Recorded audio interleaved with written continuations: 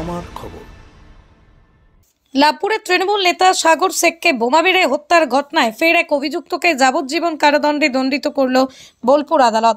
এই ঘটনায় মোট 15 জন অভিযুক্ত ছিল। ইতিমধ্যেই 6 জন যাবজ্জীবন কারাদণ্ডের সাজা ভোগ করেছেন, বাকিরা ফেরার। তার মধ্যেই গত শনিবার 2 অভিযুক্ত সুজন শেখ ও তজি শেখকে গ্রেপ্তার করতে সমর্থ হয় পুলিশ। শনিবার তাদের বোলপুর আদালতে তোলা হলে সাক্ষ্য প্রমাণের অভাবে তজিকে বেকসুর খালাস করলেও সুজনকে দোষী সাব্যস্ত করেন বিচারক উমেশ সিং। এরপরই সোমবার তাকে যাবজ্জীবন কারাদণ্ডে দণ্ডিত করল বোলপুর আদালত। এই বিষয় নিয়ে বিস্তারিত জানালেন সরকারি আইনজীবী তপন কুমার দাস।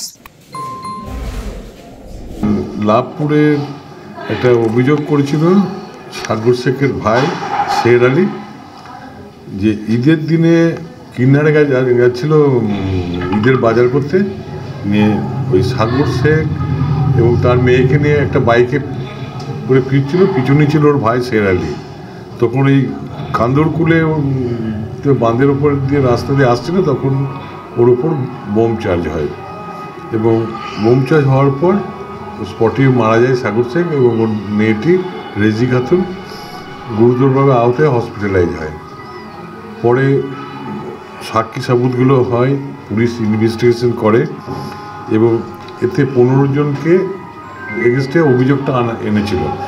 15 জনের মধ্যে 6 জনকে পুলিশ প্রথমে অ্যারেস্ট করে, তাদের পরিপ্রেক্ষিতে 29 জন সাক্ষী দিয়েছিল এবং 21/8/18-তে কমপ্লেনটা ফাইল হয়েছিল এবং জাজমেন্টটা দিয়েছিল 8/2/23-এ।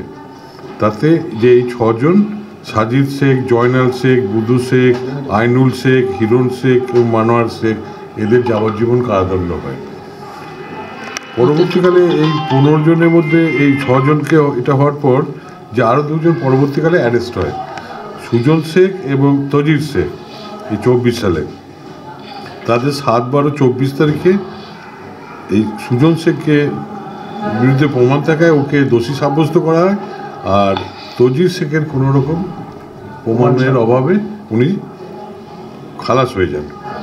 এবং আজ আমাদের লার্নের সেশন জাজ উমেশ সিং এই সুজন শেখকে লাইফ ইমপ্রিজনমেন্ট দিয়েছেন এবং এতে 3টে সেকশন ছিল। 302-এর জন্য লাইফ ইমপ্রিজনমেন্ট দিয়েছেন, সঙ্গে 50,000 টাকা জরিমানা ওনার পরিবারবর্গকে দেওয়ার জন্য। যদি 50,000 টাকা না দেয় তাহলে আরও 6 মাস জেল। 307 ছিল, তার জন্য 10 বছর জেল দিয়েছে। আর 3-4 ইয়ার্স অ্যাক্ট ছিল, ওইটার জন্য লাইফ ইমপ্রিজনমেন্ট দিয়েছেন।